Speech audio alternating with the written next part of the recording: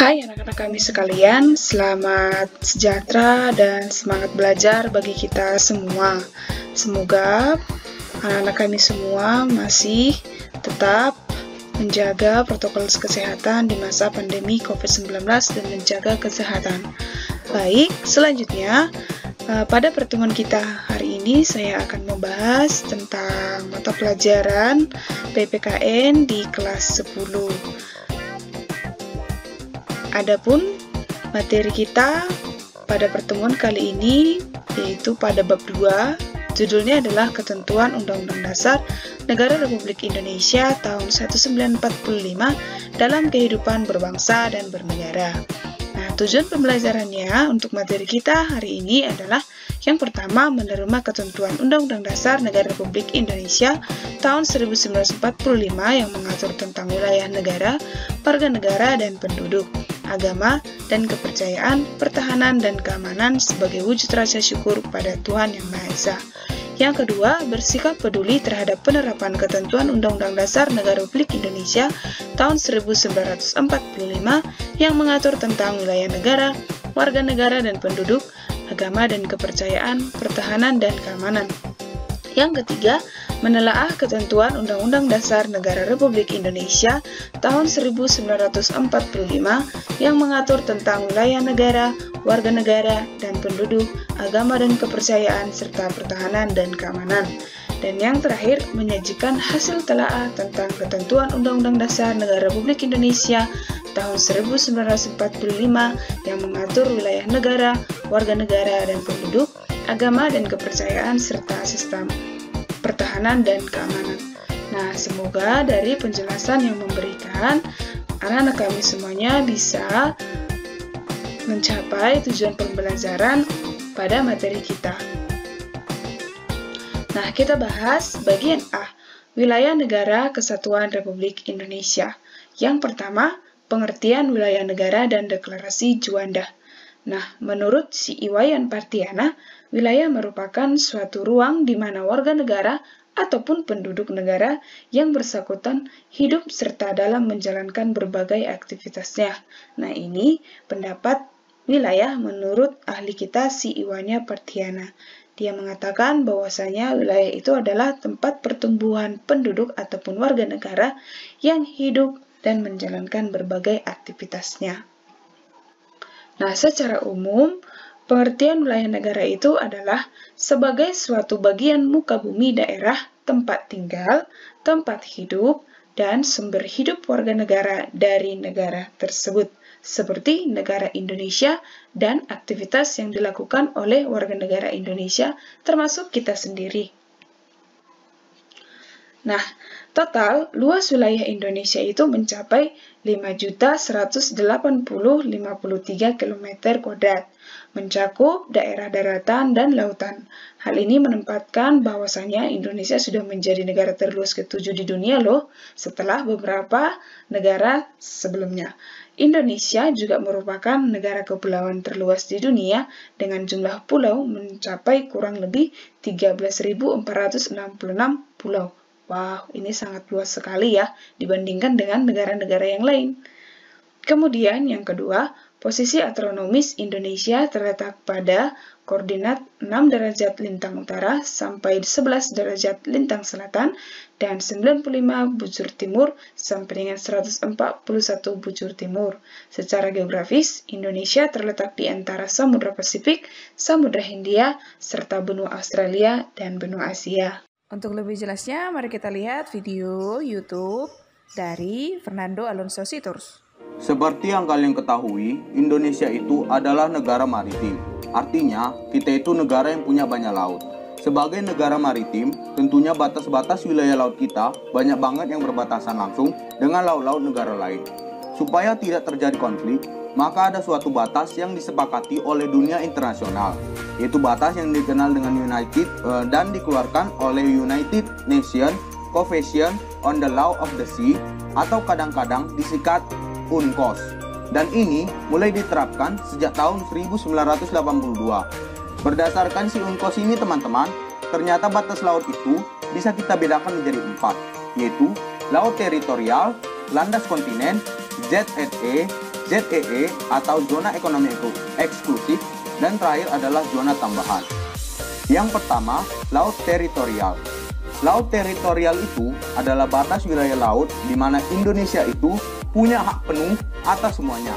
Pokoknya, semua kekayaan alam, baik yang di udara, yang di laut, atau yang di tanah itu, kita punya hak daulat penuh. Batasnya berapa sih? Batasnya 12 mil dari garis pangkal. Garis pangkal ini biasanya diukur dari titik terendah atau titik surut pulau-pulau terluar. Dari laut teritorial ini, ada dua negara yang berbatasan langsung dengan laut teritorial kita, yaitu negara Malaysia dan negara Singapura. Jadi ingat-ingat ya, bahwa laut teritorial itu 12 mil dari garis pangkal. Kedua, ada batas landas kontinen. Landas kontinen ini sebetulnya adalah batas geomorfologi teman-teman. Dan semua wilayah itu berbeda-beda. Jadi kalau misalnya Indonesia itu, kalau kita masih ingat, kita itu ada dangkalan Sunda dan ada juga dangkalan Sahul yang bergabung dengan Australia. Nah, sebetulnya wilayah-wilayah ini itu adalah wilayah-wilayah landas kontinen.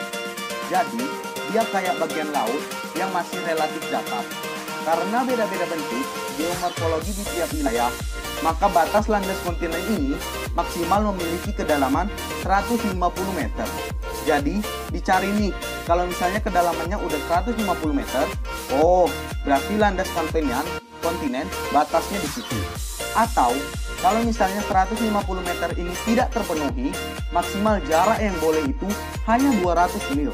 Jadi, 150 meter itu maksimal kedalamannya. Sedangkan 200 mil adalah maksimal jaraknya. Tapi dicari dulu kedalamannya yang segitu atau 150 meter. Tapi beberapa wilayah kan ada nih yang memang lautnya dangkal aja. Kalau misalnya dia dangkal gak nyampe 150 meter, berarti nanti jadi panjang banget tuh si landas kontinennya. Gak boleh nih kayak gitu. Dia boleh, tapi dengan jarak 200 mil. Dengan batas landas kontinen ini teman-teman, kapal asing itu boleh lewat, tapi sebetulnya pemanfaatan landas kontinen itu tetap atas izin negara kita. Nah, menurut perundang-undangan, penjelasan mengenai wilayah negara Indonesia itu dapat kita lihat di Undang-Undang yang pertama, Undang-Undang NRI tahun 1945 pasal 25A. Kemudian Undang-Undang nomor 43 tahun 2008 tentang wilayah negara. Kemudian nomor 3, Undang-Undang nomor 6 tahun 2011 tentang keimigrasian pasal 1 ayat 2, Peraturan Pemerintah nomor 26 tahun 2008 tentang Rencana Tata Ruang Wilayah Nasional pasal 1 ayat 7. Nah, dari gambar yang berada saat ini kita lihat bahwasanya ini adalah salah satu pertemuan deklarasi Juanda pada tahun 1957. Ini deklarasi Juanda itu membahas tentang bagaimana wilayah negara Republik Indonesia. Nah, pada deklarasi Juanda isinya adalah bahwa segala perairan di sekitar, di antara, dan yang menghubungkan pulau-pulau yang termasuk negara Indonesia dengan tidak memandang luas atau lebarnya adalah bagian-bagian yang wajar dari wilayah daratan negara Indonesia, dan dengan demikian bagian dari perairan pedalaman atau nasional yang berada di bawah kedaulatan mutlak negara Indonesia. Jadi, deklarasi Juanda ini menyampaikan bahwasanya perairan Indonesia itu bukan menjadi pemisah negara Republik Indonesia seperti yang kita tahu tadi, bahwasanya negara Indonesia adalah negara yang memiliki lebih dari 13.000 pulau yang dipisahkan oleh lautan. Nah, lautan itu bukan menjadi pemisah dari deklarasi Juanda, malah kebalikannya, lautan Indonesia malah menjadi pemersatu pulau-pulau di Indonesia menjadi negara kesatuan Republik Indonesia. Itu adalah isi dari deklarasi Juanda. Berkaitan dengan wilayah negara Indonesia, pada 13 Desember 1957, pemerintah Indonesia mengeluarkan deklarasi Juanda seperti yang sudah saya jelaskan tadi. Nah, kemudian yang kedua adalah ruang lingkup wilayah negara Indonesia. Nah, wilayah negara meliputi 4 bagian. Yang pertama, wilayah daratan termasuk tanah di bawahnya. Yang kedua, wilayah perairan. Yang ketiga, wilayah dasar laut dan tanah di bawahnya yang terletak di bawah wilayah perairan. Dan yang keempat, wilayah ruang angkasa. Kewenangan pemerintah dalam mengelola wilayah negara dan kawasan perbatasan tercantum dalam peraturan mengenai batas antar negara, yaitu Undang-Undang Nomor 43 Tahun 2008 Pasal 10 Ayat 1. Kemudian menurut undang-undang tersebut ada hak daripada pemerintahan untuk mengelola suatu wilayah negara. Yang pertama, menetapkan kebijakan pengelolaan dan pemanfaatan wilayah negara dan kawasan perbatasan. Yang kedua, mengadakan perundingan dengan negara lain mengenai penetapan batas wilayah negara sesuai dengan peraturan perundang-undangan. Kemudian, membangun atau membuat tanda batas wilayah negara. Yang keempat, memberikan izin kepada penerbangan internasional untuk melintasi udara teritorial pada jalur yang telah ditentukan. Yang kelima, menjaga keutuhan, kedaulatan, dan keamanan wilayah negara kawasan perbatasan. Dan ada lagi beberapa poin di luar dari yang saya sampaikan. Nah, yang beberapa poin ini, termasuk yang kelima ini, merupakan bagian kewenangan pemerintah dalam mengelola dan memanfaatkan wilayah negara dan kawasan perbatasan menurut Undang-Undang Nomor 43 Tahun 2008 Pasal 10 Ayat 1. Nah, selanjutnya kita bahas poin nomor 3, kekuasaan negara atas kekayaan alam dalam wilayah negara kesatuan Republik Indonesia. Nah, Undang-Undang NRI tahun 1945 mengatur pihak yang berhak menguasai kekayaan alam Indonesia itu tercantum dalam Undang-Undang NRI tahun 1945 pasal 33 ayat 2 dan 3.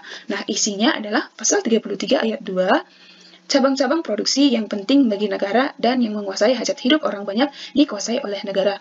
Pasal 3 isinya bumi dan air dan kekayaan alam yang terkandung di dalamnya dikuasai oleh negara dan dipergunakan untuk sebesar-besar kemakmuran rakyat.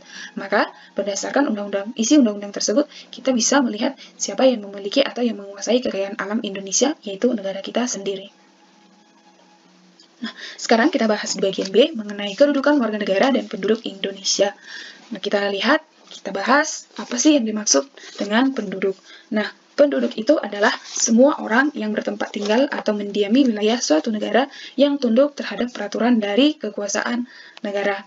Jadi, arti daripada penduduk tersebut kita bisa mencontohkannya, yaitu warga negara asing yang tinggal di Indonesia dalam jangka waktu lama yang tunduk kepada negara Republik Indonesia, meskipun mereka bukan termasuk atau tidak memiliki status kewarganegaraan yang asing. Mereka disebut sebagai penduduk.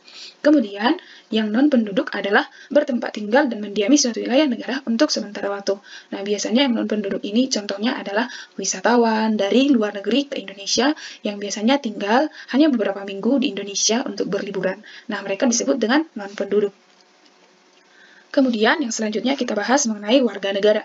Nah, apa sih pengertian dari warga negara? Warga negara adalah anggota sebuah negara yang mempunyai tanggung jawab dan hubungan timbal balik terhadap negaranya. Nah, biasanya kalau warga negara itu adalah statusnya sudah diakui di negara Republik Indonesia. Nah, status yang sudah diakui di negara Republik Indonesia, bukti nyatanya adalah dengan adanya KTP atau kartu tanda penduduk. Itu berarti kita sudah diakui di negara Republik Indonesia dan kita resmi menjadi warga negara Indonesia. Kemudian, non-warga negara. Non-warga negara artinya adalah seseorang berdasarkan hukum bukan merupakan anggota dari wilayah negara yang bersangkutan dengan memiliki status kewarganegaraan asli maupun keturunan asing. Jadi contohnya ini adalah apabila ada warga negara asing di Indonesia, tinggal di Indonesia dalam jangka waktu yang lama, tetapi secara hukum tidak diakui oleh negara Indonesia, maka mereka disebut sebagai non-warga negara Indonesia atau lebih pantasnya disebut sebagai hanya penduduk Indonesia. Jadi, warga negara asing ataupun keturunan asing yang tinggal di Indonesia tetapi belum disahkan atau diakui kenegaraannya, status kenegaraannya di Indonesia, mereka disebut dengan non-warga negara Indonesia. Nah, yang menjadi pertanyaan terkadang adalah, kalau misalkan anak-anak kami sekarang kan belum memiliki yang namanya KTP. Nah, apakah anak-anak kami sudah jelas status kewarganegaraannya? Karena tadi berdasarkan pengertian kewarganegaraan, warga negara itu adalah orang-orang yang sudah diakui statusnya di hukum negara yang kita tinggali dengan adanya KTP. Nah, bagi anak-anak kami yang belum memiliki KTP, kita tetap sah sebagai warga negara Indonesia ketika kita sudah masuk yang namanya kartu keluarga. Jadi kartu keluarga itu merupakan salah satu tanda bukti bahwasanya kita sah dalam warga negara Indonesia. Artinya kita menumpang ke status kewarganegaraan orang tua kita yang sudah sah di negara Republik Indonesia melalui KTP yang sudah dimiliki oleh orang tua kita. Nah, kemudian kita akan membahas mengenai kedudukan warga negara dalam negara. Nah, dalam penerapan asas kewarganegaraan, yaitu mengenai bagaimana kedudukan status kita di negara Republik Indonesia atau suatu negara memiliki dua pedoman, yaitu asas kewarganegaraan berdasarkan kelahiran dan naturalisasi. Jika dikatakan berdasarkan kelahiran, maka ini akan dibagi menjadi dua asas, yaitu ius soli dan ius sanguinis. Dan naturalisasi. Naturalisasi artinya adalah kita menginginkan atas kemauan sendiri untuk mengubah status kewarganegaraan kita. Jadi, naturalisasi itu mengubah status kewarganegaraan berdasarkan keinginan dan kehendak sendiri, bukan paksaan. Untuk penjelasan lebih lanjut, kita lihat video dari Kak Yesi Alviolen ya. Check it out! Hari ini saya akan menjelaskan tentang asas-asas kewarganegaraan. Setelah mempelajari materi ini, diharapkan siswa mampu menjelaskan tentang apa itu ius soli, ius sanguinis, apartheid, dan bipartheid.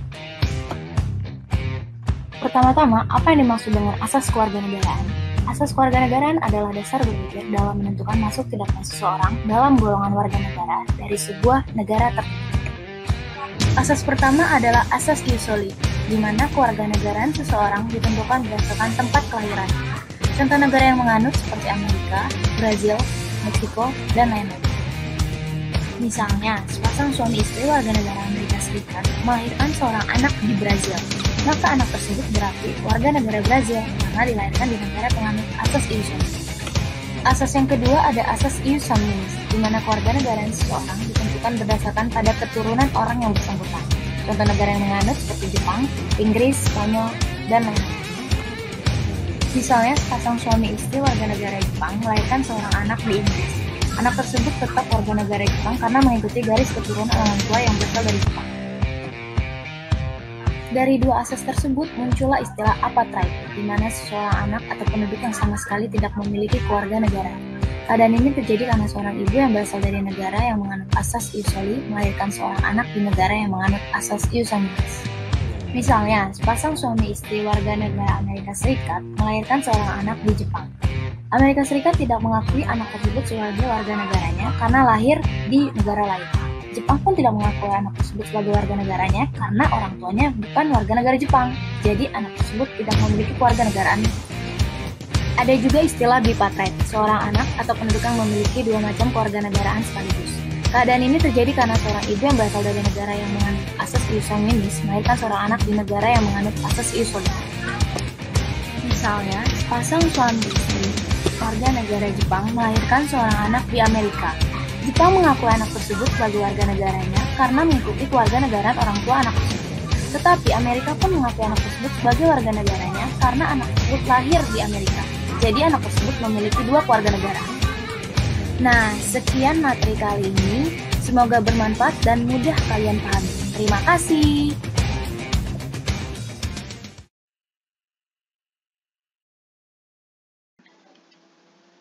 Kemudian, negara Indonesia memiliki undang-undang yang mengatur tentang warga negara, yaitu Undang-Undang Nomor 12 Tahun 2006 tentang Kewarganegaraan Republik Indonesia. Kira-kira isinya tentang apa ya? Kita bahas ya. Nah, isi dari pasal 26 Undang-Undang 1945 perihal warga negara dan penduduk Indonesia adalah yang pertama, yang menjadi warga negara ialah orang-orang bangsa Indonesia asli dan orang-orang bangsa lain yang disahkan dengan undang-undang sebagai warga negara. Yang kedua, penduduk ialah warga negara Indonesia dan orang asing yang bertempat tinggal di Indonesia. Yang ketiga, hal-hal mengenai warga negara dan penduduk diatur dengan undang-undang. Jadi, undang-undang mengenai warga negara Indonesia sudah disahkan dan ditetapkan di negara Republik Indonesia. Termasuk mengenai hak dan kewajiban kita sebagai warga negara Indonesia. Kemudian kita akan membahas ada beberapa syarat-syarat dalam memperoleh kewarganegaraan Indonesia menurut Undang-Undang Nomor 12 Tahun 2006 Pasal 9. Yang pertama, harus atau telah berusia 18 tahun atau sudah kawin. Yang kedua, pada waktu mengajukan permohonan sudah bertempat tinggal di wilayah negara Republik paling lama, paling singkat 5 tahun berturut-turut atau paling singkat 10 tahun tidak berturut-turut. Artinya di sini adalah kita bisa menjadi warga negara Indonesia dengan catatan ketika kita tinggal di luar negeri itu 5 tahun berturut-turut, kemudian kita kembali ke Indonesia, maka status kewarganegaraan kita masih dipertahankan atau masih bisa kita dapatkan. Kemudian 10 tahun kita tinggal di wilayah luar negeri selama 10 tahun dan tidak berturut-turut, artinya di situ tidak berturut-turut kita ke luar negeri, kemudian balik ke Indonesia, pulang pergi luar negeri, Indonesia, pulang pergi luar Indonesia, selama 10 tahun tidak berturut-turut, status kewarganegaraan kita juga masih aman dan masih kita miliki. Tetapi jika dia secara 5 tahun berturut-turut tinggal di luar negeri tetapi tidak pernah kembali ke Indonesia selama sekalipun, maka status kewarganegaraan kita bisa saja hilang ya. Kemudian yang ketiga, sehat jasmani dan rohani. Yang keempat, dapat berbahasa Indonesia serta mengakui dasar negara Pancasila Undang-Undang Negara Republik tahun 1945. Kemudian tidak pernah dijatuhi pidana karena melakukan tindak pidana yang diancam dengan pidana penjara 1 tahun ataupun lebih. Yang selanjutnya, jika dengan memperoleh kewarganegaraan Republik Indonesia tidak menjadi kewarganegaraan ganda. Artinya di situ adalah ketika kita ingin menjadi warga negara Indonesia, kita tidak memiliki kewarganegaraan yang lain atau memiliki 2 status kewarganegaraan. Contoh, ketika saya sudah memiliki status kewarganegaraan Malaysia, kemudian saya tinggal di Indonesia dalam jangka waktu yang lama, saya menginginkan status kewarganegaraan Indonesia, maka saya tidak bisa menjadi status kewarganegaraan Indonesia karena saya memiliki status kewarganegaraan Malaysia yang masih sah. Kecuali saya mau meninggalkan status kewarganegaraan Malaysia saya, kemudian pindah menjadi status kewarganegaraan Indonesia. Seperti itu berlaku. Kemudian mempunyai pekerjaan atau penghasilan yang tetap dan membayar uang kewarganegaraan ke kas negara. Nah, apabila kita bisa mendapatkan status kewarganegaraan, ada yang perlu kita perhatikan yaitu tadi beberapa syarat. Nah, bagaimana jika status kewarganegaraan kita itu hilang? Nah, ada beberapa poin yang bisa membuat status kewarganegaraan kita itu hilang menurut Undang-Undang Nomor 12 Tahun 2006. Yang pertama adalah memperoleh kewarganegaraan lain atas kemauan sendiri. Artinya di sini adalah kita berpindah status kewarganegaraan. Kemudian yang kedua, tidak menolak atau tidak melepaskan kewarganegaraan lain. Nah, ketika kita ingin memasuki kewarganegaraan Indonesia, tetapi kita masih memiliki status kewarganegaraan lain, kita tidak mau melepas status kewarganegaraan lain tersebut, maka kewarganegaraan kita bisa lepas. Kemudian dinyatakan hilang kewarganegaraannya oleh Presiden atas permohonannya sendiri yang bersangkutan sudah berusia 18 tahun dan bertempat tinggal di luar negeri. Ini biasanya orang-orang yang lahir di Indonesia tetapi tinggal di Amerika Serikat ataupun di luar negeri, kemudian pendidikan di luar negeri, pekerjaan di luar negeri, dan ingin pindah berdasarkan kemauan sendiri. Pindah status kewarganegaraannya berarti status kewarganegaraan Indonesianya bisa hilang. Kemudian masuk dalam dinas tentara asing tanpa izin dari Presiden. Ini artinya adalah ini bagi penegak-penegak hukum seperti TNI, kemudian pejabat-pejabat negara yang tanpa sepengetahuan oleh negara Indonesia ketika dia bertugas contohnya di luar negeri, dia berdinas di negara asing di tempat di mana dia tinggal, ini status kewarganegaranya bisa dicabut oleh negara kita. Indonesia. Kemudian secara sukarela masuk dalam dinas negara asing. Ini artinya kemauan sendiri berdinas di negara asing seperti Amerika Serikat, maka status kewarganegaraan kita bisa hilang. Kemudian secara sukarela mengangkat sumpah atau menyatakan janji setia kepada negara asing. Nah, artinya di sini adalah kita tidak setia kepada negara kita nih, maka kita mengambil sumpah setia kepada negara lain, otomatis status kewarganegaraan kita dicabut. Artinya di sini adalah kita tidak setia kepada negara kita. Selingkuh lah istilahnya ya. Kemudian yang selanjutnya adalah turut serta dalam pemilihan yang bersifat ketatanegaraan untuk negara asing. Nah, sebagai warga negara Indonesia, kita memiliki hak pilih dan memilih itu hanya di negara Republik Indonesia. Jika kita melakukan hak pilih kita di luar negeri, pada saat di mana di luar negeri tersebut ada pemilihan umum, kita menggunakan hak pilih kita di sana, maka status negara kita bisa dicabut. Kemudian, mempunyai paspor atau surat yang bersifat paspor dari negara asing. Nah, perlu kita ketahui, paspor itu hanya dikeluarkan dari negara kita di mana status kewarganegaraan kita yang diakui. Seperti ketika status kewarganegaraan kita itu di Indonesia, maka yang mengeluarkan paspor kita adalah Indonesia.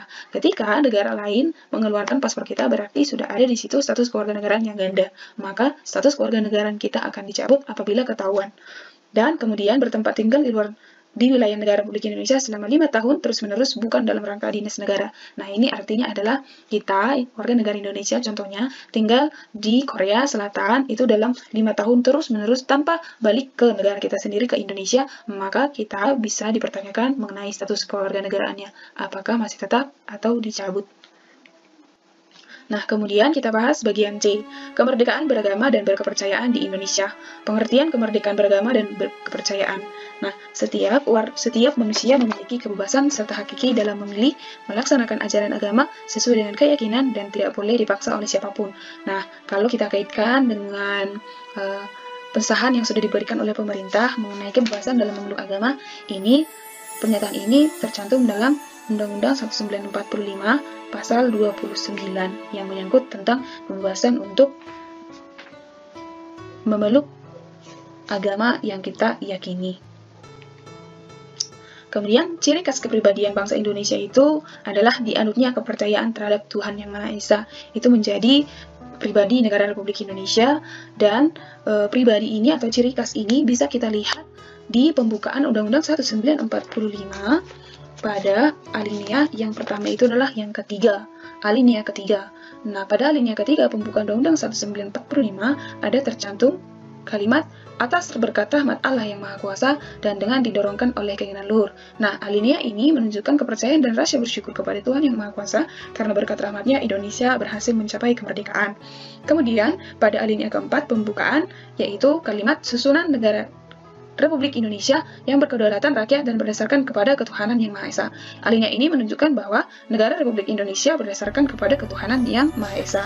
Kemudian, pada Pasal 29 Undang-Undang 1945 tertulis sebagai berikut, yaitu pasal ayat 1, negara berdasar atas ketuhanan yang Maha Esa, kemudian negara menjamin kemerdekaan tiap-tiap penduduk untuk memeluk agamanya masing-masing dan untuk beribadat menurut agama dan kepercayaannya itu.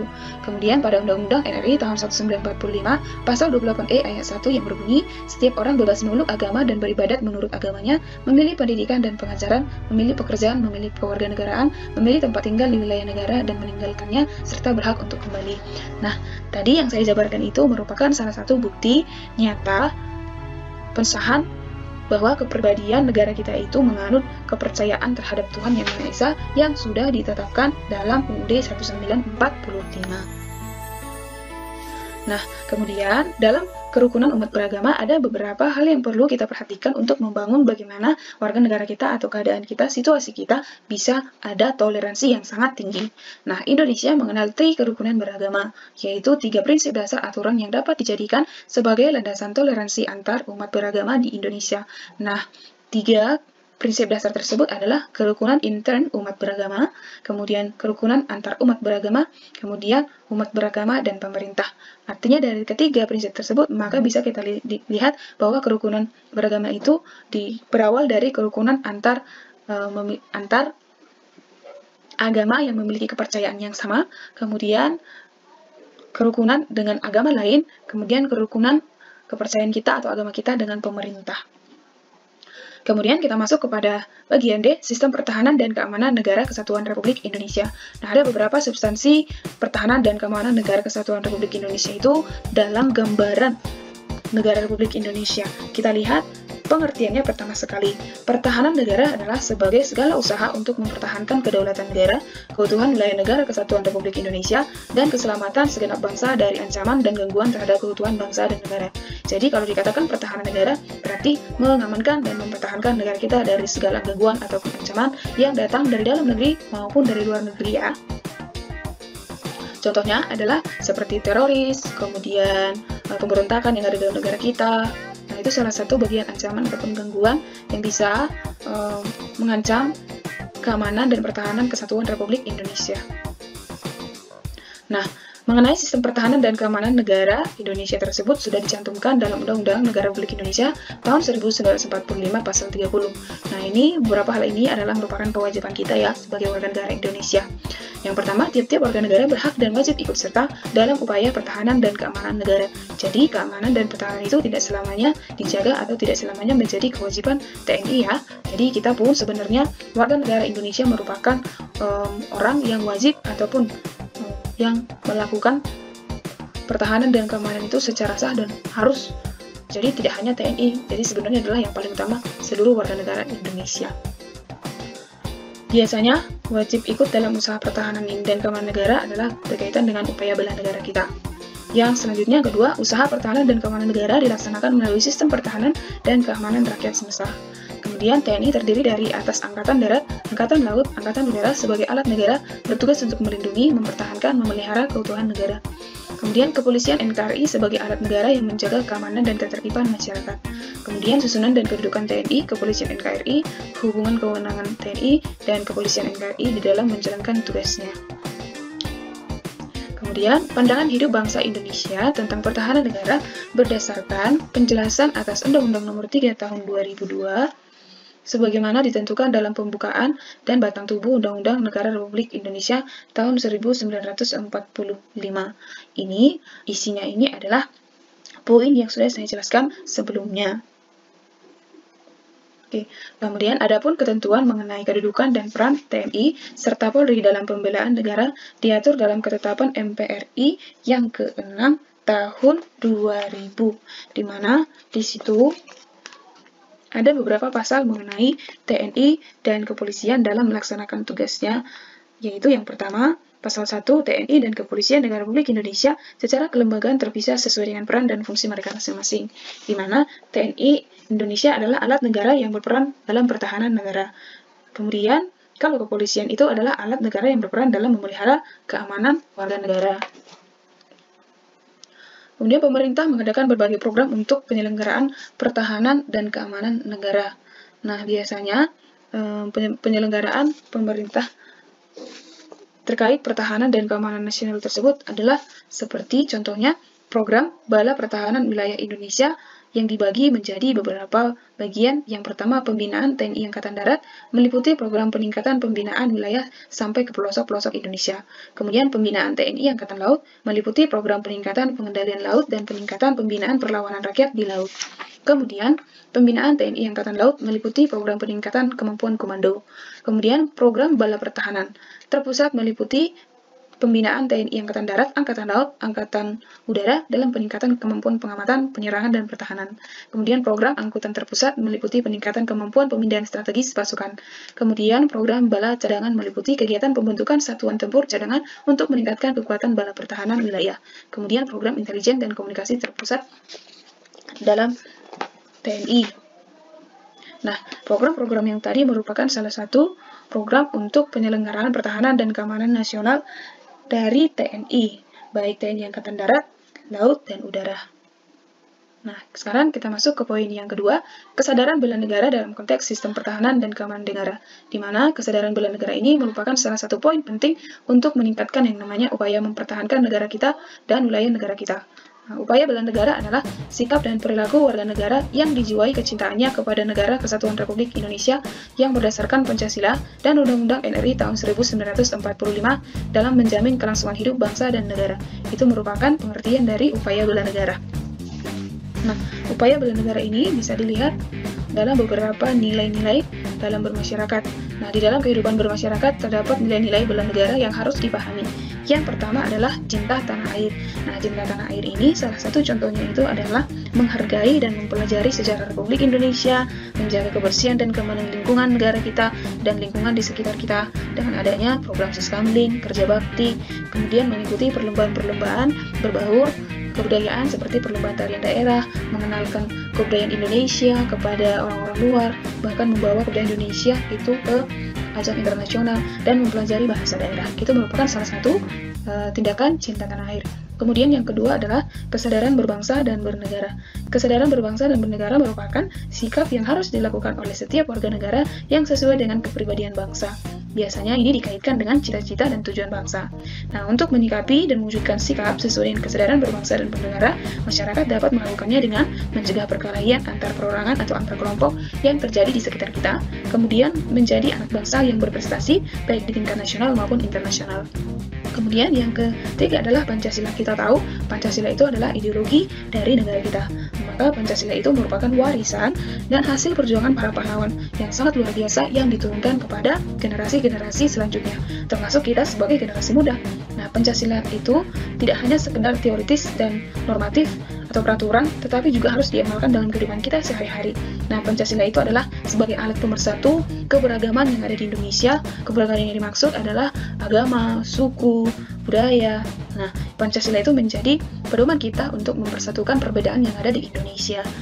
Dan nilai-nilai Pancasila dapat mematahkan setiap ancaman, tantangan, dan gangguan yang datang dari luar maupun dalam negeri.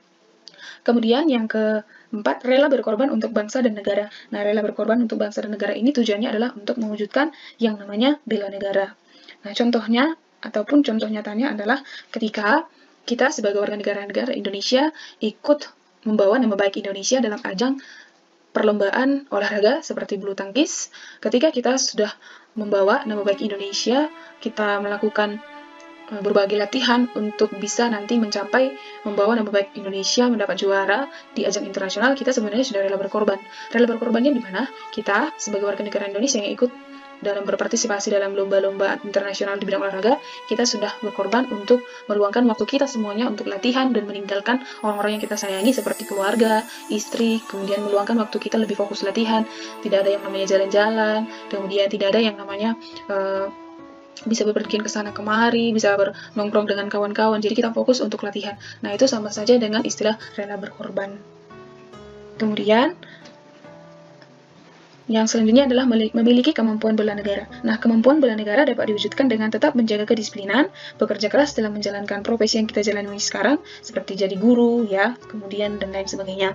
Nah, kesadaran bela negara dapat diwujudkan antara lain dengan cara ikut mengamankan lingkungan sekitar kita, kemudian menjadi bagian daripada orang-orang yang membantu korban bencana alam, kemudian menjadi orang-orang yang mencegah bahaya narkoba, kemudian yang menjadi musuh besar bagi generasi penerus bangsa, kemudian mencegah yang namanya tawuran antar pelajar atau antar warga, dan menghargai yang namanya produk-produk Indonesia. Nah, demikian penjelasan mengenai materi kita pada bab ini, yaitu mengenai Ketentuan Undang-Undang Negara Republik Indonesia tahun 1945 dalam kehidupan berbangsa dan bernegara.